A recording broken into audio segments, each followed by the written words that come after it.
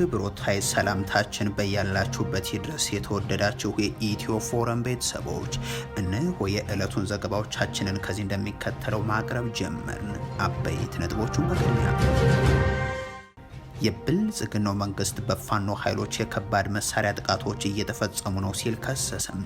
የፋኖ ኃይሎች ደግሞ በተለያዩ ስፍራዎች አሰልጥነን አስመረቅን የሚሏቸው ታጣቂዎቻቸውን ማሳየታቸውን ቀጥሏል። ዝርዝሩ ተዘጋጅቷል። በትግራይ ክልል የእርስ በርስ ግጭት ይፈጠራል የሚል ስጋት ማንዣበቡ ተነገረም። ፓርቲው በትግራይ ሁሉን አካታች ብሔራዊ ውይይት እንዲደረግም ጥሪ አቅርቧል። ተጨማሪውን አዘጋጅተናል። የኤርትራው ፕሬዝዳንት ኢሳያስ አፈወርቂ 50 ሺህ ሰራዊት ሊያሰለጥኑ ስለመሆኑ ታውቋል። ይህንን በተመለከተ በአስመራ ውይይት ለማድረግ ቀጠሮ ተይዟልም ተብሏል። ይህንንም ተሰማላችሁ። በቀይ ባህር ላይ ስለሚሰማራ ጦር ግብጽ ከኢትዮጵያ ጀርባ ልዑክ መላኳን አሳወቀች። ለረጅም ዓመታት ከኢትዮጵያ ጋር ሲደረግ የነበረው ድርድር ተቋርጧልም ብላለች። ሌላኛው መረጃችን ነው። በሃይማኖት አባቶች ላይ የሚፈጸሙ ግድያዎች አሁንም መቆሚያ አላገኙም። በኦሮሚያ ክልል ምስራቅ አርሲ ሌላ የሃይማኖት አባት መገደላቸውም ተሰምቷል። በአካባቢው የሚፈጸመውን ግድያና ጥቃት ተከትሎ በርካታ ነዋሪዎችም ተፈናቅለዋል ተብሏል። የምንቃኘው መረጃችን ይሆናል። የአሜሪካው ፕሬዝዳንት ዶናልድ ትራምፕ የሶሪያው መሪ አሸባሪነት ስያሜ እንዲገመገም ትዕዛዝ አስተላለፉ። ፕሬዝዳንቱ አሜሪካ በሶሪያ ላይ የጣለችው ማዕቀብ እንዲነሳም ፊርማቸውን አስቀምጧል። የተወደዳችሁ የኢትዮ ፎረም ቤተሰቦች አብራችሁን ስትቆዩ እነዚህን እና ሌሎችንም መረጃዎችን ታደምጣላችሁ። ሰናይ ቆይታ ይሆንላችሁ።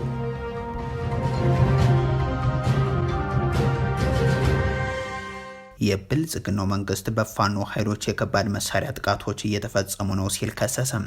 የፋኖ ኃይሎች በተለያዩ ስፍራዎች አሰልጥነን አስመረቅን የሚሏቸውን ታጣቂዎቻቸውን ማሳየታቸውን ቀጥሏል። የአማራ ክልል ከሰሞኑ የሰልፍም የውጊያ ዘመቻዎችም እንደነበሩበት የሚታወቅ ነው።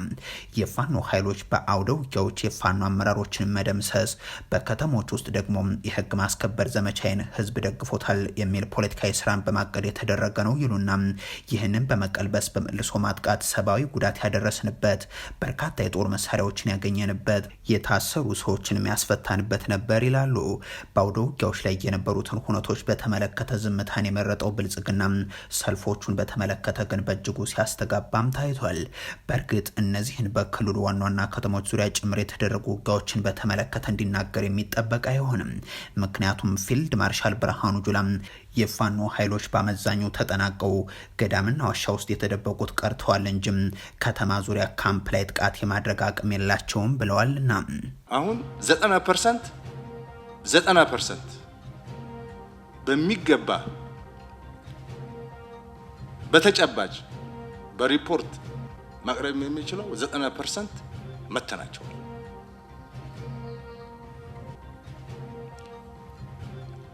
የቀረው 10% በዱር በገደል በዋሻ በገዳም እየተደበቀ መከላከያ ሰራዊት ሽፍታ ለቃሚ አይደለም። ፊልድ ማርሻሉ ይህንን ባሉ በቀናት ልዩነት የክልሉ መንግስት አመራሮች ደግሞ የፋኖ ኃይሎች የከባድ መሳሪያ ድብደባ ፈጽመዋል ሲሉ ገልጸዋል።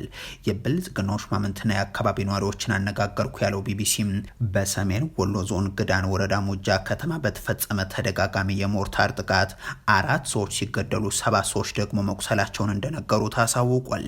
ጥቃቱ የተፈጸመው ከትናንት በስቲያም በሙጃ ከተማ ከጧቱ 2:40 አካባቢ ነው ያሉ ሲሆን የአካባቢው አስተዳደርና የዞን አመራሮችም ጥቃቱን የፈጸሙት በአካባቢው የሚንቀሳቀሱ የፋኖ ኃይሎች ናቸው ሲሉ አክለዋል። ጥቃቱ በመንግስት የተጠራ ህዝባዊ ሰልፍ መዳረሻ እንደሆነ በታመነበት ኳስ ሜዳና በዙሪያው መድረሱን 3 ነዋሪዎችና የአካባቢው ባለስልጣናት ነገሩኝ ሲልም ነው ያነሳው። የወረዳው ዋና አስተዳዳሪ ከፋኖ የተተኮሰበን የከባድ መሳሪያ ማለትም የሞርታር ቁምቡላ አሃዝ 5 ነው ይላሉ። ጥቃቱ በተፈጸመበት ጊዜ ሁሉም ሰው በስጋት እየተሯሯጠ ነበር። ወደ ሐኪም ቤት የሚሄዳለም፣ ቤተሰቡን የሚፈልጋለም፣ ግርግር ነው የነበረው ሲሉ ከጥቃቱ በኋላ የነበረውን ሁኔታ አስረድተዋል። ከግዳን ወረዳ ባለፈም በላስታ ወረዳም ሰልፍ ለመበተን ተመሳሳይ ጥቃት ደርሶብናል ሲሉ የገለጹት ደግሞ የዞኑ ከፍተኛ ሹማምንት ናቸው። በክልሉ መንግስት በኩል በይፋ ነገር እንጂ በጎንደር ከተማም ጥቃቶች ደርሰዋል የሚለው መረጃም ሲገለጽ ሰንብቷል። ፒያሳም፣ ቅዳሜ ገበያም፣ ቦሌ ጋርደን ተብሎ በሚጠሩ አካባቢዎች ጭምር ነው እነዚህ ጥቃቶች ተፈጽመዋል የተባለው። ያስከተሉ ሰብአዊ ጉዳት እንዳለ ባይታወቅም እነዚህን ጥቃቶች በተመለከተ ከፋኖ ኃይሎች በኩል የተባለ ነገር ባይኖርም የብልጽግናው መንግስት ከትናንት በስቲያም በቋሪት ገነት አቦ አቅራቢያ የፈጸመውን የሞርታር ድብደባና ያደረሰውን ሰብአዊ ጉዳት በተመለከተ ግን እንዲገልጽ አይጠበቅም። ላለፉት 3 ቀናት በሰሜን ወሎ ዞን ተኩለሽ ቀጠና እያደረገ ያለው ተከታታይ የከባድ መሳሪያ ድብደባን በተመለከተም እንዲሁም በየትኛውም ኃይል የሚፈጸሙበት ሰላማዊ ዜጎች ላይ ጉዳትን የሚያደርሱ ጥቃቶች ተቀባይነት የሌላቸው መሆናቸው እንዳለ ሆኖም አገዛዙ በከተሞች ላይ ታጣቂዎች የሞርታር ጥቃት አደረሱ እያለ ያለው ግን ስለመጥፋታቸው ሸለቆና ገዳምም ስለመደበቃቸው በተገለጸ ተመሳሳይ ወቅት መሆኑን ልብ ይሏል። የፋኖ ኃይሎች ደግሞ የሰራዊት ግንባታ ላይ ስለመሆናቸው ነው የሚያስረዱት። ባለፉት ተከታታይ ቀናት በጎጃም፣ ጎንደር እና ሰሜን ወሎ የተለያዩ ቀጠናዎች ሰልጥነው የተመረቁ ያሏቸውን ኃይሎቻቸውንም ለዚህ በአብነት አቅርበዋል። በትግራይ ክልል የእርስ በርስ ግጭት ይፈጠራል የሚል ስጋት ማንዣበቡ ተነገረም። ፓርቲው በትግራይ ሁሉን አካታች ብሔራዊ ውይይት እንዲደረግም ጥሪ አቅርቧል። አማራን በአማራ ኦሮሞን በኦሮሞ መውጋት በሚል በሁለቱ ክልሎች ሚሊሻዎችንና ታጣቂ አካላትን እያሰለጠነም ከክልሉ ወጣቶች ጋር እያፋለም የሚገኘው የብልጽግናው መንግስት አሁን ትኩረቱን በትግራይ ክልል አድርጓል። በህወሓት አመራሮች መካከል የተፈጠረውን ክፍፍል ተከትሎም የፖለቲካ ቡድኑን እርስ በራሱ የሚካሰስ የሚወነጃጀል ማድረግም ችሏል። ይህን ልዩነት በመሳሪያ የታገዘ ለማድረግ ደግሞ የትግራይ ተወላጅ የቀድሞ የትግራይ ሰራዊት አመራሮች የሚያስተባብሩትን ጭምር ታጣቂ ኃይል በአፋር ክልል እየደገፈ እያሰለጠነ ይገኛል። ይህንን ተከትሎም ፓርቲው የተፈጠረውን ስጋት ገልጿል። የህወሓትን ክፍፍል ተከትሎ ለሁለት የተሰነጠቁት የትግራይ ክልል ታጣቂዎች ወደ እርስ በርስ ግጭት ሊያመሩ ነው የሚል ከፍተኛ ስጋት አንዣቧል ነው ያለው ሳዎት። ሊፈጠር የሚችለው ቀውስ ለማስቀረትም ፓርቲው በትግራይ ሁሉ አካታች ብሔራዊ ውይይት እንዲደረግ ጥሪ ያቀርባለሁ ብሏል። ብልጽግና ታጣቂዎችን ትጥቅ ፍቱ እያለ መልሶ ታጣቂ ቡድን የሚያደራጅ መሆኗል። ከሰሞኑ ይህ በብልጽግና የሎጂስቲክስ ድጋፍ ይንቀሳቀሳል የተባለው ታጣቂ ቡድን ድርጊትን በተመለከተ መዘገባችንም ይታወሳል። ከአፋር ወደ ትግራይ የሚወስደው መንገድ ለረጅም ሰዓታት እንዲዘጋ ያደረገውን ክስተት እነዚህ ታጣቂ ኃይሎች ከባለፈው እሁድ ለሰኞ አጥቢያ ሌሊት ጀምሮም ወደ ትግራይ ገብታችሁ ስልጣናችሁን ተረከቡ የሚል ትዕዛዝ ከብልጽግናው መንግስት መምጣቱን ተከትሎም ታጣቂዎቹ ወደ ትግራይ መንቀሳቀስ ሲጀምሩ ነበር መንገዱ ተዘጋ የተባለው። ታጣቂ ኃይሎቹ በአፋር ክልል በዞን 2 ኤርበቲና መጋሌ ላይ ስልጠና ሲወስዱ የነበሩ ሲሆን በቁጥር 1800 እንደሚሆኑ ይገመታል ሲሉ ምንጮች መግለጻቸውን መዘገባችንም አይዘነጋም። ብልጽግናዎች ታጣቂ ኃይሎቹን ከመቀለ በቅርብ ርቀት ላይ ወደሚገኘው ሚላዛት ተብሎ ወደሚጠሩ አካባቢ እንዲንቀሳቀሱ አድርገዋል ያሉት ምንጮቹም የሎጂስቲክስ አቅርቦትና መሰል ድጋፍ የያዙ ሌሎች አመራሮች ደግሞ አባላ በተባለው ከተማ መግባታቸውን አስረድቷል። ትግራይ የእርስ በርስ ጦርነት ማዕከል ለማድረግ ታጣቂዎችን ከመደገፍ ባሻገር የህወሓት አመራሮችና ወታደራዊ አዛዦችን ልክ እስራኤል በኢራን መሪዎች ላይ እንዳደረገችው አደርጋለሁ ሲሉ ጠቅላይ ሚኒስትሩ መናገራቸውንም እንዲሁም የኤርትራው ፕሬዝዳንት ኢሳያስ አፈወርቂ 50 ሺህ ሰራዊት ሊያሰለጥኑ መሆኑ ተነገረ። ይህን በተመለከተ በአስመራ ውይይት ለማድረግ ቀጠሮ ተይዟልም ተብሏል። በሰሜን ሱዳን የሱዳን ጦር አጋር ኃይሎች ኃላፊ የሆኑት ኮማንደር መሐመድ አልጃኮሜ ለጋዜጣው የሰጡት ቃለ ምልልስም እያነጋገረ ነው። አልሱዳን ለተሰኘው የሀገሪቱ ጋዜጣ እንዳሉት የአስመራው አገዛዝ መሪ ኢሳያስ አፈወርቂ 50 ሺህ ጦር ከሰሜናዊ የሱዳን አካባቢዎች በማሰባሰብ ለማሰልጠን ፈቃደኛ ሆነዋል። ይህ ስልጠና በቀጠናው ያሉ የሱዳንና የወዳጆቻችን ጠላቶችን ስጋት የመቀልበስ ዓላማ ያለው ነው ሲሉም አክሏል። ይህ የ50 ሺህ የሱዳን ኃይሎች ስልጠና በተለያየ ምዕራፍ ተከፋፍሎ የሚከናወን ስለመሆኑ ያብራሩት ኮማንደሩም ከሰሜን ናይል አስተዳደሮች የተውጣጡ አመራሮችም በቅርቡ ወደ አስመራ ተጉዘው በአፈጻጸሙ ዙሪያ ለመነጋገር እቅድ ይዘዋል ብለዋል። ከፕሬዝዳንት ኢሳያስ አፈወርቂ ጋር የተያዘው ይህ የውይይት መርሃ ግብርን ተከትሎም ሻዕቢያ ለሱዳን ወጣቶች ስልጠና እየሰጠም በሱዳን እንዲዋጉ የሚያደርግ ይሆናል እንደማለት ነው። የሰሜን ኃይል ተብሎ የሚጠራው ኃይልን የሚመሩት ኮማንደር አልጃኮሚም ከ4 ዓመታት በፊት በነበረው የጁባው ስምምነት ከነበሩ አመራሮች ውስጥ አንዱ ሲሆኑ የሱዳንን ጦር ደግፈው እየተዋጉ ከሚገኙ ኃይሎች መካከልም ናቸው። ሻዕቢያ በጎረቤቶች የእርስ በርስ ጦርነት በቀጥታም ይሁን በተዘዋዋሪ ሲሳተፍ ይህ የመጀመሪያው እንዳይደለም የሚታወቅ ነው። በብልጽግና ተጋብዞ በኢትዮጵያ የእርስ በርስ ጦርነት ተሳትፎም በሚሊዮን ገዳይ ውልቂት የነበረው ሚናም ግን ከፍተኛ ከፍተኛ ነበር። በሱዳኑ ጦርነትም ከአልብሩሃን ጎን ሆኖ የተለያዩ ኃይሎችን እያሰለጠነ በመላክ ድጋፉን አሳይቷል።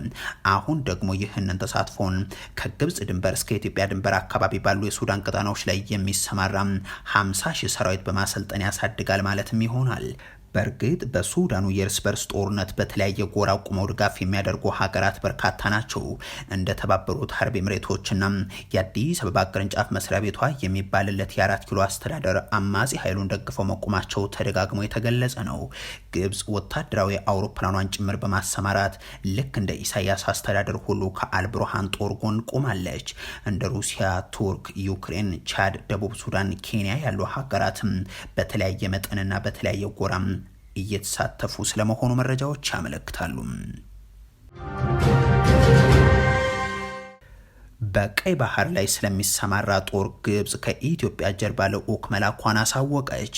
ለረጅም ዓመታት ከኢትዮጵያ ጋር ሲደረግ የነበረው ድርድር ተቋርጧልን ብላለች። የህዳሴው ግድብና የባህር በር ጉዳዮች የብልጽግናው መንግስት በዲፕሎማሲው ዓለም ያቀረበበት መንገድ ኢትዮጵያን ከፍ ያለ ዋጋ ያስከፈለ ስለመሆኑ ብዙዎች የሚገልጹት ነው። ከሶስትዮሽ ንግግሮችና የአፍሪካ ህብረት አደራዳሪነት አስወጥቶም የእናት መቀነት ወደሚላቸው እና ዓለም ባንክና እንደ አሜሪካ ያሉ ሀገራት የህዳሴውን ግድብ ድርድር በመውሰዱም እንደ ዶናልድ ትራምፕ ያሉ መሪዎች እኛ ፋይናንስ ያደረግነው ፕሮጀክት ነው የሚለውን በቅርቡም አስቀድሞ ደግሞ ግድቡን ግብጽ ታፈነዷለች እንዲሉ ያደረገ ነው። የባህር ኃይል ማስፈሪያ ቦታ የሚለው ያለፉት 2 ዓመታት የብልጽግናው እንቅስቃሴም ግብጽ የኢትዮጵያ ጎረቤቶች ላይ እንድትገባም ጎረቤቶችም ኢትዮጵያን አጋር ሳይሆን ስጋት አድርገው መመልከት እንዲጀምሩ ያስገደደ ስለመሆኑ ይታመናል። የሶማሌላንድ የወደብ ባለቤት ያደረኳቸው አጀንዳን አንካራ ላይ ከሶማሊያ ጋር በፕሬዝዳንት ኤርዶሃን አደራዳሪነት የዘጋው ብልጽግና ከሶማሊያ ጋር የወደብ ተጠቃሚነት ስምምነትን በ3 ወራት ውስጥ እፈራረማለሁ ብሎ የነበረ ቢሆንም እርሱም የውሃ ሽታ ሆኗል። በዚህ ጉዳይ ላይ የግብጽ የውጭ ጉዳይ ሚኒስትር በድር አብደላቲ ከሰሞኑ የሰጡት ቃለ ምልልስ ደግሞ ከዛ የኢትዮጵያና ሶማሊያ ንግግር ጀርባም የካይሮ ስራን የሚያስታውስ ነው። ፕሬዚደንት ኤርዶሃንና ቱርክ ሁለቱን የምስራቅ አፍሪካ መሪዎች በሚያነጋግሩበት ወቅት ወደ ቱርክ አንካራ መልእክተኞችን ልከው እንደነበር የሚገልጹት የግብጽ ሚኒስትር ዋነኛው ጉዳይ ደግሞ ስለ ቀይ ባህር ለማስረዳት ነው ሲሉ ነው ኦን ቲቪ ለተሰኘው ጣቢያ የተናገሩት። ለቱርክ በወቅቱ የነገርነው ጉዳይ የቀይ ባህር ድንበር ተጋሪ ያልሆነ የትኛውም አካል ባህር ኃይሉን የሚያሰፍርበትን ሁኔታ ፈጽሞ አንቀበልም፣ አንፈቅድም ብለን ነው ሲሉም ነው የገለጹት። ከዛ በኋላ የሞቃዲሾና አዲስ አበባው ንግግር የአንድ ሰሞን ሆኖ ቀርቷል። የኤርዶሃን የታቀደው ጉብኝትም እንዲሁ። የግብፁ የውጭ ጉዳይ ሚኒስትር ግን ይቀጥላሉ። እኛ የናይል ወንዝ የህልውናችን ጉዳይ ነው ይሉና ኢትዮጵያን 5 ጊዜ የህዳሴው ግድብን ያለ ፈቃዳችን ሞልታለች በማለት ይከሳሉ። ለ12 ዓመታት ሲደረግ የነበረው ድርድር መቋረጡንም አንስተው የግብጽ ህዝብን እመኑን የውሃ ደህንነታችን የህልውናችን ጉዳይ ነው፣ አሳልፈን የምንሰጠው ነገር የለም ሲሉም ተሰምቷል። የብልጽግናው መንግስት የዲፕሎማሲ ኪሳራም የጨለማ ጊዜ ወዳጅ ከሚለው ሻቢያ ጋር እንኳን አብሮ የሚያስቀጥለው አልሆነም። ከኢትዮጵያ ጋር ስለመዋሃድ ስትገልጽ የነበረችው ጅቡቲ አሁን ኢትዮጵያውያንን ውጡልኝ እያለች የምታሳድድ ፕሬዝደንቷ ኡመር ጌሌም እኛ እንደ ክራይሚያ አይደለንም ብለው የሚናገሩ ሆኗል። ደቡብ ሱዳን የ12ኛ ክፍል ተማሪዎችን የሚያገቱ ታጣቂዎችን ወደ ኢትዮጵያ የምታስገባም ወረዳ ክልለው ሰንደቅ ዓላማ የሚተክሉ ኃይሎችም ያሏት ናት። በርስ በርስ ጦርነት ውስጥ ያለችው ሱዳን እንኳን ለድጋፍ የምታማትረው ወደ አስመራ ከሆነ ሰነባበትም። በኦሮሚያ ክልል ምስራቅ አርሲ ሌላ የሃይማኖት አባት መገደላቸው ተሰማ። በአካባቢው የሚፈጸመው ግድያና ጥቃት ተከትሎ በርካታ ነዋሪዎች ተፈናቅለዋልም ተብሏል። ባለፉት ተከታታይ ቀናት ከኢትዮጵያ ኦርቶዶክስ ተዋሕዶ ቤተክርስቲያን የመገናኛ ብዙሃን በኩል የተሰራጩ መረጃዎች አባቶችና ገዳማውያን ስለመገደላቸውና ስለመታፈናቸው የሚገልጹ ናቸው። በተመሳሳይ ወቅት ደግሞ የሃይማኖት አባቶች ሽልማት ለመንግስት ሹማምንት እንደሰጡ ይታወቃል። አዲስ አበባ ላይ ከቤተ ክርስቲያኒቷ የወርቅ ሀብል ለብልጽግና ሰዎች እየተሰጠም የቤተ ክርስቲያኒቱ ሰዎች ግድያ ግን እንደቀጠለ ነው። በኦሮሚያ ክልል ምስራቅ አርሲ ሮቤ ወረዳ ቤተ ክህነት የገደብ ሳት ደብረ ሰላም መድኃኔዓለም ቤተ ክርስቲያን አገልጋይ የሆኑት ካህን ቀሲስ ተስፋዬ ረታም ከ2 ቀናት በፊት ከምሽቱ 1 ሰዓት አካባቢም በታጠቁ አካላት በአሰቃቂ ሁኔታ መገደላቸውንም ዘግበዋል። የቤተ ክርስቲያኒቱ የሚዲያ ተቋማት ባሰራጩት መረጃም ባለቤታቸው በተመሳሳይ ሁኔታ መገደላቸው የተገለጸ ሲሆን አካባቢው ካህኑ የተወለዱበትና ከድቁና ጀምሮ በአሁኑ ወቅት በቤተ ክርስቲያኑ በቅስና ማዕረግ እያገለገሉ ነበር ብለዋል። በአሁኑ ሰዓት በወረዳው እየተባባሰ የሚገኘውን አፈናና ግድያን አደጋን በመፍራትና በመስጋትም በአካባቢው የሚኖሩ ምዕመናን ከተማዋን ለቀው የተሰደዱ መሆኑን ገልጿል። እነዚህ ግድያዎችን በተመለከተ የአቶ ሽመልስ አብዲሳ አስተዳደር አስተያየት ሲሰጥ አይስተዋልም። በቀደሙ ጊዜያት ግን ሸኔ የሚለው የኦሮሞ ነጻነት ሰራዊትን ተጠያቂ ሲያደርግ እንደነበር የሚታወስ ነው። የኦሮሞ ነጻነት ሰራዊት ከሰሞኑ በዝቋላ ገዳም የተፈጸመው ግድያ ጋር በተያያዘ በሰጠው ምላሽም አባላቱ ምንም አይነት ተሳትፎ የላቸውም ሲል አስተባብሎ ነበር። አንድ የጦሩ ከፍተኛ አመራርም ክስተቱን መንግስት በሀገሪቱ ውስጥ ባሉ የተለያዩ ቡድኖች መካከል አዳዲስ ውጥረቶችን ለመቀስቀስ የቀየሰው ስትራቴጂ ነው። ታጣቂ ቡድኖች ምንም እንኳን የርዕዮተ ዓለምና የፖለቲካ ልዩነቶች ቢኖራቸውም ከብሔር ክፍፍል አሻግረው በማየት በስርዓቱ ላይ ማተኮር ጀምሯል። በመሆኑ መንግስት በኦሮሚያና በአማራ ክልል የሚንቀሳቀሱ ታጣቂዎች መካከል የነበረው መቃቃርና ልዩነት እየጠበበ መምጣቱ በእጅጉ አስጨንቆታል። ጥቃቶቹ እየተፈጸሙ ያሉትም መከላከያውን በማስወጣት የኦሮሚያ ክልል የጸጥታ ኃይሎች እንዲይዙት ከተደረገ በኋላ ነው ወዘተ የሚሉ ሀሳቦችን አንስተውም ነበር። ዶናልድ ትራምፕ የሶሪያው መሪ የአሸባሪነት ስያሜ እንዲገመገም አዘዙ። ፕሬዚደንቱ አሜሪካ በሶሪያ ላይ የጣለችው ማዕቀብ እንዲነሳም ፈርሟል።